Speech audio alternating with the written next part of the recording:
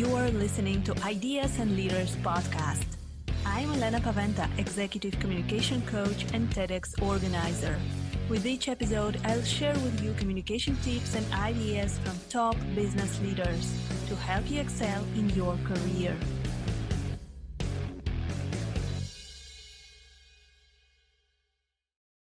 Welcome to the next episode of Ideas and Leaders podcast.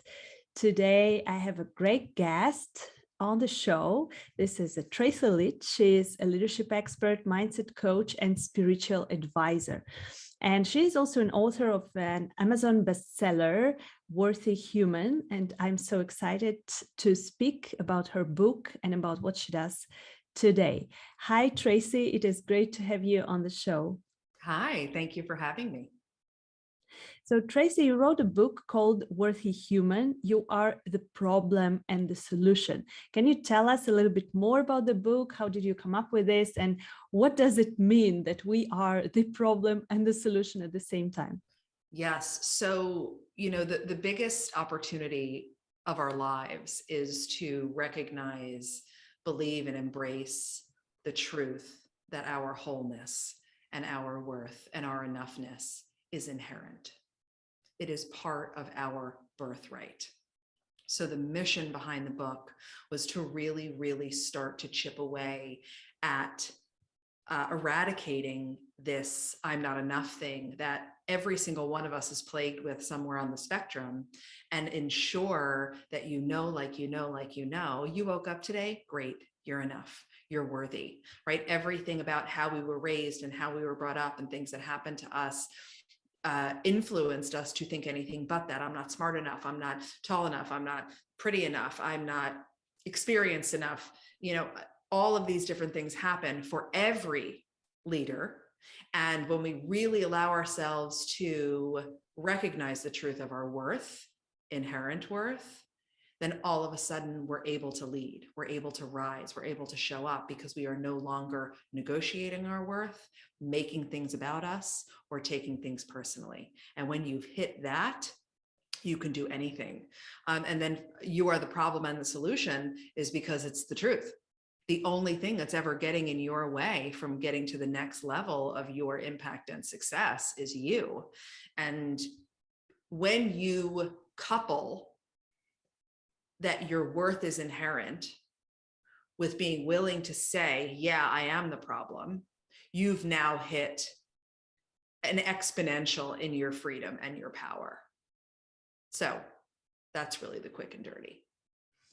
Yeah, I agree with what you say, but I think that in practice, it is so hard, because even thinking about myself, I think that I've hit this not enough thing so many times. And when I go through it and I say that, hey, I can do this, then another level comes up. So is it that we have to deal with this all the time, or is there something that we can do to actually find the solution finally? Right. So yes, and both, which is right. Which is the truth of the answer. The first thing is really recognizing that you do have all the power to recognize that you are the solution. What does that mean? It means prioritizing your own healing, growth, and expansion. As leaders and entrepreneurs, we tend to be a little overly strategically focused, externally focused. I'll find this, I'll hire this person, I'll do this thing. And what I need for you to do is spend more time going inward, healing those wounds that created the not enough story to begin with, right? Because it's not every time you do iterate, right, and hit a next level, which is like the evolution of you, and that's what we're going for. You might recognize, oh, I have a little bit more healing opportunity, or, oh, isn't it interesting that me getting that corner office created some shame in me instead of pride. Where does that come from? So it's all about recognizing that if you are not on a personal growth journey, whilst you are thriving and generating your dreams as a leader, you will never ultimately get to where you want to go. and you won't allow yourself to experience it, the joy of it, celebrate it, recognize that you deserve it, right? Because if you're not fundamentally embracing your inherent worth, then somewhere along the line, you're going to block some opportunity or potential because in your deep down, you don't think you deserve it. Yeah. And it doesn't have to be that way, like at all. In fact, it's the opposite. When we as leaders and entrepreneurs prioritize our inner power, our purpose here is to do the healing, growth, and expansion work. That's our real purpose. Your passion could be serving people and building your empire and, being the CEO of a business, all of those things. That's passion. But our purpose is to do the inner work. So that's really how you become your own solution. Yeah. So I think that for people who are very much self-conscious and they can actually observe those behaviors, maybe it is easier. But I think that many of us who don't notice it, we just treat certain behaviors as normal, and we don't understand that those are some blocks. So what do you recommend to do in such a case? Do you recommend to help maybe of a therapist or of a coach, or is there something that we can do ourselves? All of those things. I think the first thing to really recognize is that we all need to do, as I was saying before, we all need to do a few fundamental things. Do work inside of our subconscious so that we can access those deeper wounds when we were younger that are still driving some of the blocks and issues that you're having now. We all need to understand how to actively do what I teach as thinking on purpose, right? And real practical mindset work so that you can change your neural pathways and change the way that you're thinking. Because up until now, you've been letting your mind lead and you believe every thought you think, and then it drives the same patterns and blocks and insecurities over and over again. Whereas what neuroplasticity has gifted us is you can actually change your mind, you can change your brain, you can change the way you think completely and think like the next level version of you. So the how is really important so that we can be changing your pathways every time you change the way you think. And that we need to be taught that. We were not brought up that way, and not because we knew better. We didn't know better 100 years ago, right? When different things were being brought forth. So, and we need to learn how to play with the truth of our energy. We are energetic beings having a human experience. And there are parts of you that want to resist that. And what I'm telling you is if you resist that, you are choosing to get in your own way over and over and over again. So when you heal your wounds and learn how to run your mind and allow yourself to be the expansive, energetic being that you are, now you are generating and creating everything you want in a way that, dare I say, feels easy. So how can we do this? How can we create success or reach our goals if we realize that we are the spiritual beings having human experience, yes, as you say? Well, we do the inner work. So I want to invite you to do the inner work with me. And if you choose not to do it with me, please do it with someone. There's so many beautiful people in the personal development, personal growth world, right? So it's not about traditional old school therapy, right? And at the same time, if you're not digging deep, you will not move further and shine brighter, right? So it's not just topical coaching where you want to be like, okay, what's the next thing? What's the next thing? Let's just progress. If you don't take a look back, you cannot exponentially leap forward. And that's an important part of it. So, I'm going to give you a practical how and then a broader how. The broader how is invest in yourself. Get with a great coach, get with someone who resonates, join a phenomenal personal growth container or program, and commit to making the work of you a priority. Because at the end of the day, you are the asset.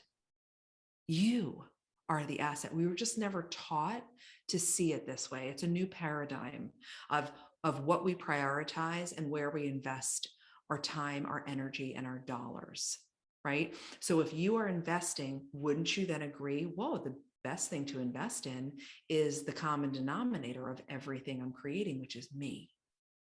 Okay. And then to back it up into the practical how, I want to teach you how to start to notice, because you cannot change what you don't notice. So to your point before, you mentioned like, well, how do you know? Do you have blocks? Do you not? Right? It's when we're so constant and we're running around like little chickens with our heads cut off and everyone's functioning with like a low level of acute stress, which is totally unacceptable. And another thing that we get to work on in this work, because great leadership doesn't come from frenetic, jacked up stress states. Okay. Great leadership comes from dropped in, calm down spaciousness in your body and confidence, right? So the best way to start to notice, which I also teach as cultivating the non-judgmental observer of yourself, right? Almost like in my book, I describe it as there's like a hologram version of you, and then there's you, right? And that hologram version of you, you're so astute and connected to your body and aware of yourself that the hologram version of you can look at you during the day and go, psst, do you notice that you still haven't done that thing and you said you were going to do it today and it's been 3 hours? Psst, did you notice that you just rolled your eyes when your boss asked you to do that task, right? Psst, did you notice that you were just in comparison and your energy just totally dipped? We have to notice. So how? We breathe. We start to breathe with a different rate, depth, and pattern than how we usually breathe. Breathing into our bellies through our noses. And really filling it up and then holding it. And then slowly exhaling through our nose. And waiting. And then doing that again, right? Really loops of deep breathing will interrupt your nervous system and open up your awareness. I love it. I would love to have this hologram version of myself standing by my side all day long. This would be amazing. Yes. And we all have it. That's the fun part about personal development and expansion work. And we all have everything already in us, right? It's simply that it's been lying dormant, or you haven't had the right teacher or messenger to show you how to utilize everything that's already available to you. I love it. I love it. So, Tracy, you're working with leaders, with business leaders, and what are the typical patterns that you observe, the blocks that are stopping people in being their best, in achieving their goals?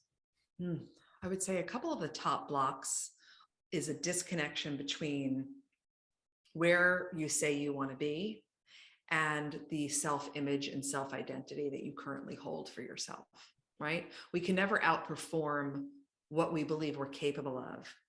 And how we know what we believe we're capable of is dictated by how we see ourselves, right? What is our self-image? Do you really see yourself and feel in your body that you are a C-suite leader, right? Do you really see yourself as a female entrepreneur who is leading a team of 10 with thousands of clients, bringing in multiple $1 million of revenue?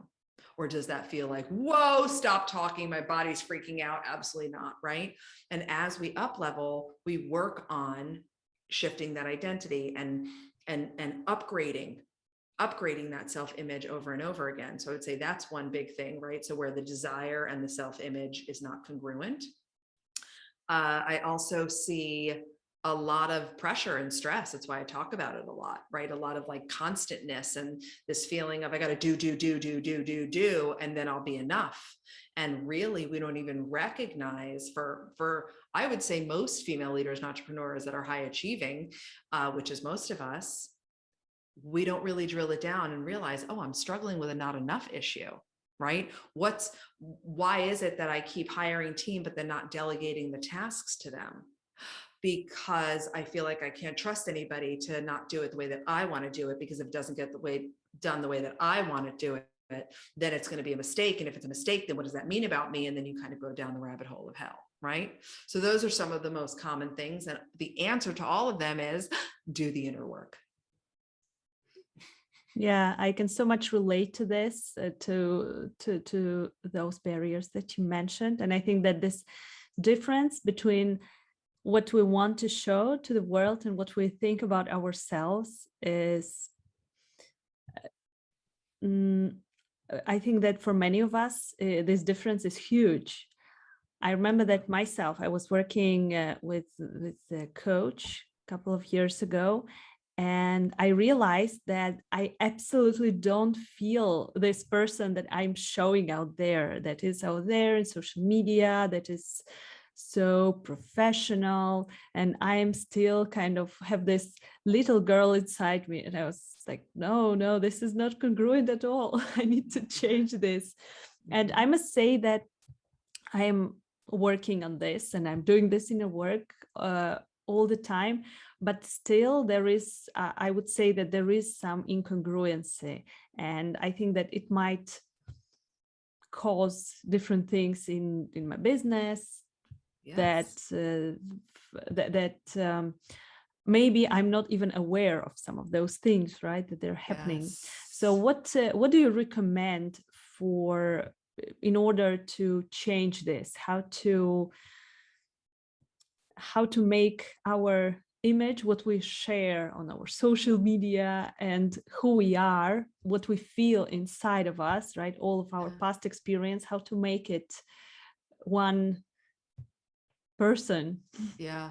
What I'm hearing you say is, how do I show up as the fullest expression of myself and have unwavering belief in who I am and what I've come here to do? Does that feel true to you? Because that's what I just heard you ask. Yeah. Okay.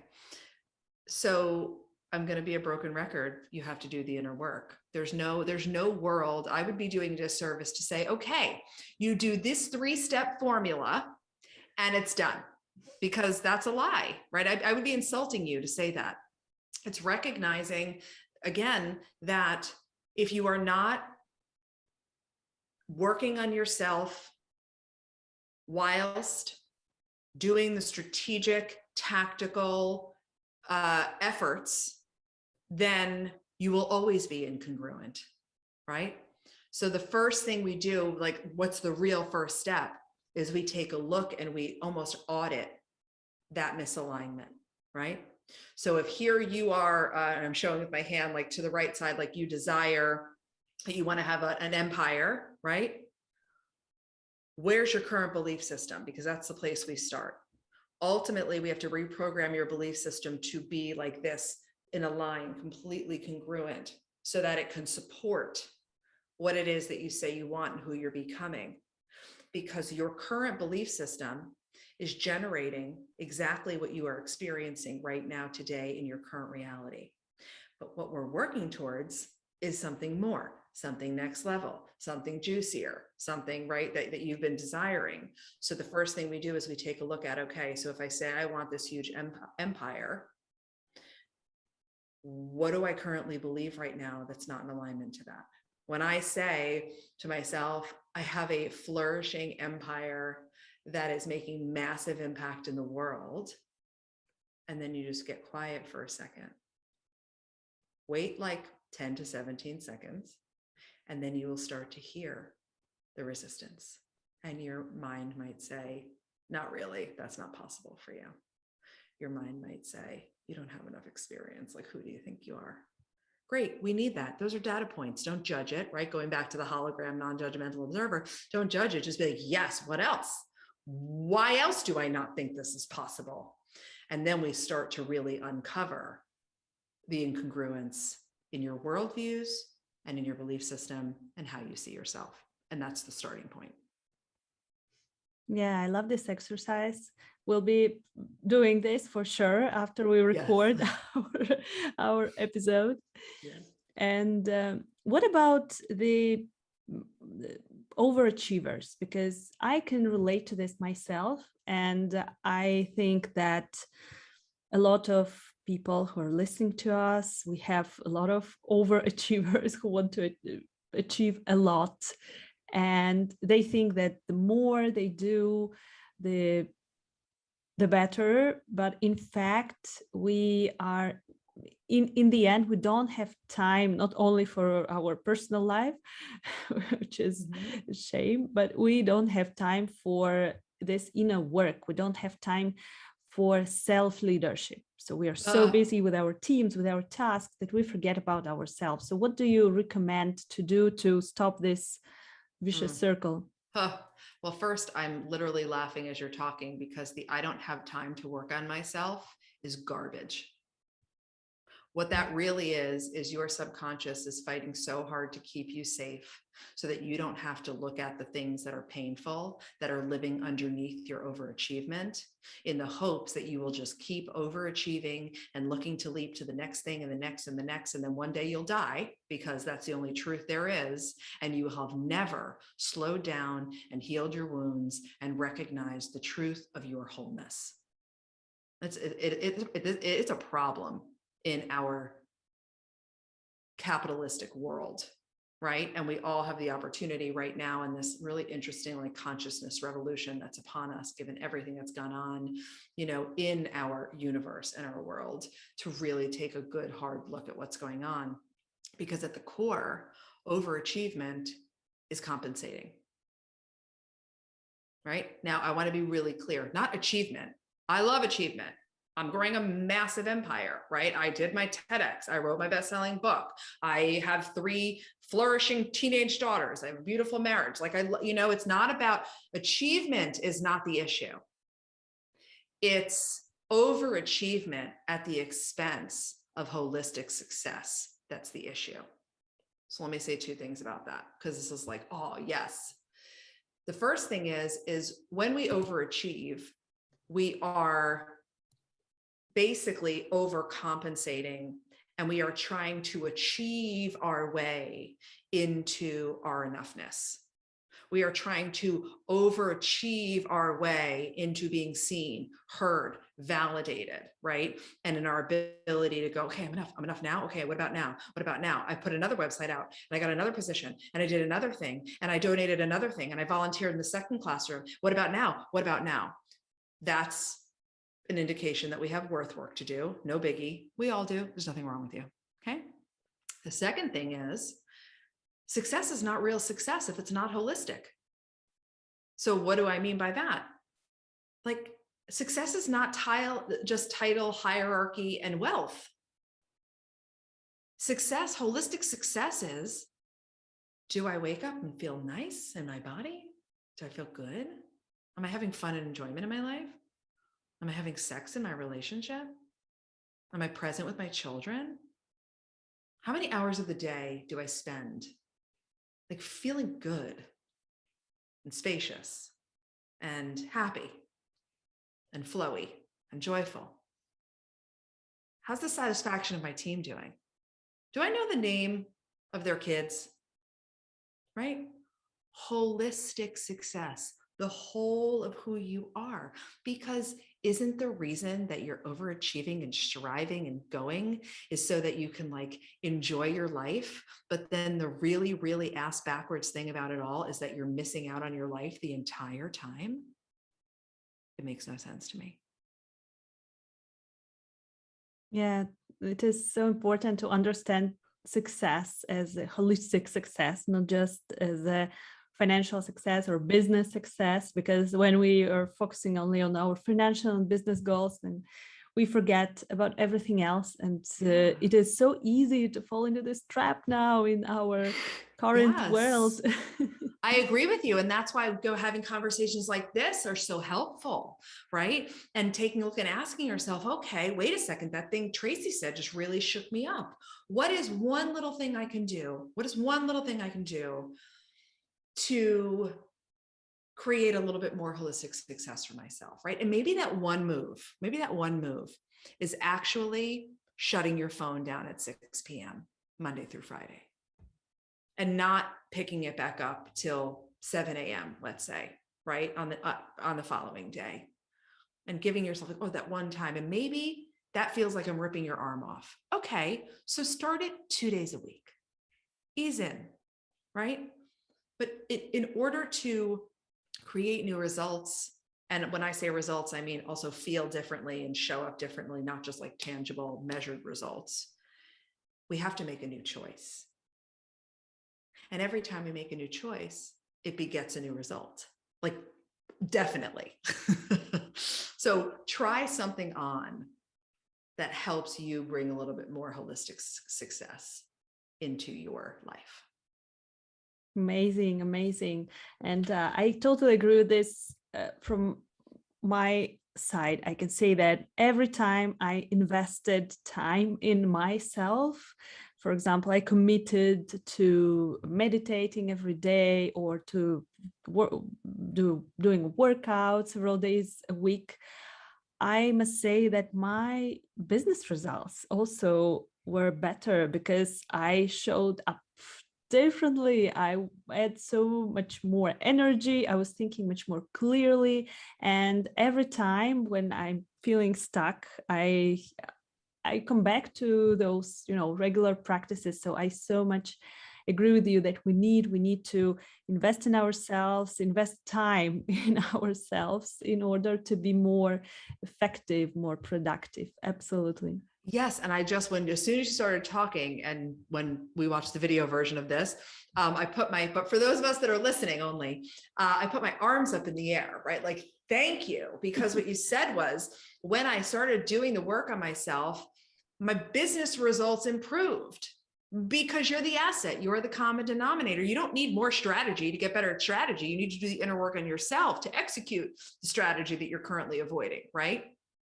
And what's also interesting is, right now, depending on where you are in your openness and your growth journey, we can even just tie this back to your ego as a motivator. If you slow down, become more self-aware, and do the inner work on yourself, you will become exponentially more productive, more magnetic for new potentials to come your way, and generate more wealth easily. Right? Like, I can play to you wherever you need to be, but that's the really interesting thing. It's like we get to, I firmly believe our generation is going to change the paradigm of what it means to grow as a person. Yes, absolutely. Thank you so much, Tracy, for sharing your wisdom with us, for inspiring us to invest more time in our own self-development, in our growth. So what are the final tips that you can give based on our conversation to our listeners? What can we do to actually be more self-aware and to invest more time in ourselves to achieve more in our business life? Yes. The first thing I want you to do is know that there is nothing wrong with you. There's nothing wrong with you. You are not broken. You don't need to be fixed. You are also so capable and so talented and so enough that it is now your core responsibility as the grown-up that you are to do the inner work that you might have been ignoring, because that is the fastest road to create what we desire. And that you're whole and worthy and lovable, and you are totally abundant, and everything that you want wants you. And when you choose to do the inner work, everything that you want arrives. Perfect. Tracy, if our listeners want to contact you, how can they do it? Yes. So you come to thelitfactor.com. So my last name is Litt. I always say thank you, Dad, for that awesome last name. So it's the Litt, Litt, factor.com. And I am the Litt Factor on all social media channels and directly on the website, where there's tons of resources and different ways that you can invest in working with me. Perfect. We will share the link to your social media profiles under this episode so that our listeners can immediately jump there and contact you, because the conversation was amazing. Thank you so much, Tracy, for being on the podcast. Thank you for having me. I enjoyed every second. Thank you for listening to Ideas and Leaders podcast. Did you enjoy this episode? Let me know that you listened by tagging me in your LinkedIn profile and using a hashtag Ideas and Leaders. See you in the next episode.